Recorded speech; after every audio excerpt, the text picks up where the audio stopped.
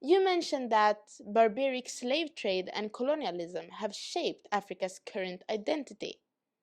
I would like to ask you, in what way?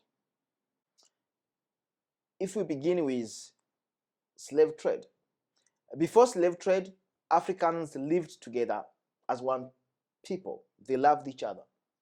We had our differences, of course, we are human beings. We had some disputes here and there. Mm. But generally, Africans lived together peacefully. But when these slave traders came to Africa, they reduced Africans from being human beings to commodities, merchandise to be sold to make money.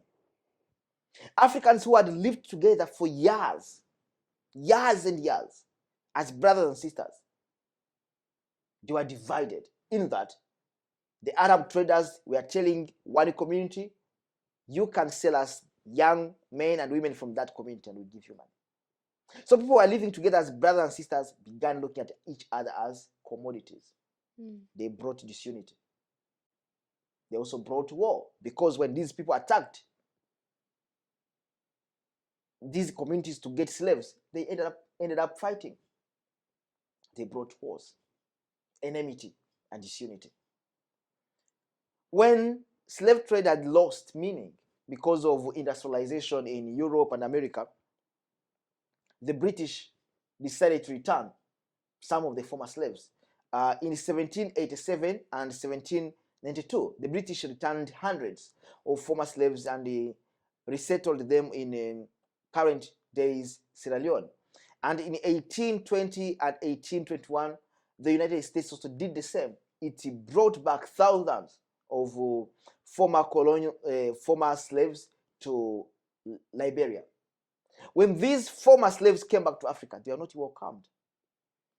They ended up fighting for their own survival with the native Africans, the owners of that land. They brought war and disunity. That's why today we are seeing civil wars everywhere in Africa. The seed was planted by slave trade. This seed of disunity, the seed of hatred, was planted by slave trade that reduced Africans from being brothers and sisters to becoming commodities and merchandise to be sold. When they returned the slaves, they ended up fighting with the native owners of the land. So they brought war. That was slave trade. Yes. If you look now at colonialism, the effects of colonialism on our current identity are very visible. For instance, me, I'm born in the Democratic Republic of Congo. My first years in school, I was taught French because Congo was colonized by Belgium. So French is our official language. I was being confused with French for some years, not because I wanted it, but because that was the system. Some years later, we had to move to Uganda. Going to Uganda, things changed. It was now English. I was just 11. I had to change from French to English. Now I speak English as if I'm an Englishman. But they never asked me if I wanted to speak English. No. All these countries, Congo is using French as the official language, Uganda is using English as the official language, just because they were colonized, one by France and one by Britain. Ugandans never chose to speak English. They were forced to speak English.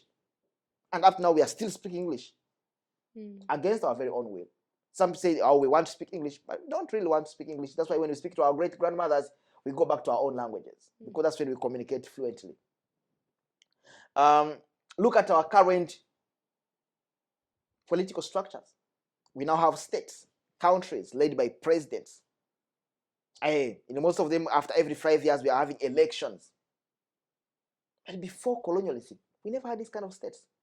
We had kingdoms, and we never actually had elections to get these kings. No, we had our own way. Our traditions and cultures had specified how to get kings. By now we are using the Western style to get leaders to lead the Western formed states in Africa.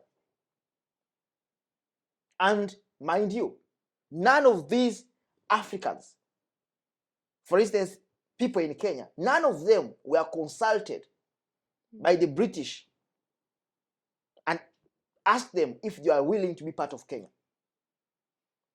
the British sat down and said, this is Kenya and you must be in it. You have no choice. Most of these states were born in the famous Berlin Conference of 1884 and 1885. In this conference, the Berlin Conference, European nations sat down and partitioned Africa amongst themselves without seeking the consent of Africans. No, they decided this will be Burundi, this is Rwanda, that is Gabon, that will be Nigeria, and that will be Cameroon. They decided. Look at now we have the modern concept of democracy. We never had democracy. We are having other colonial sicknesses that are disturbing Africa. Corruption is one of them. A lot of things that we are seeing today never existed before colonialism.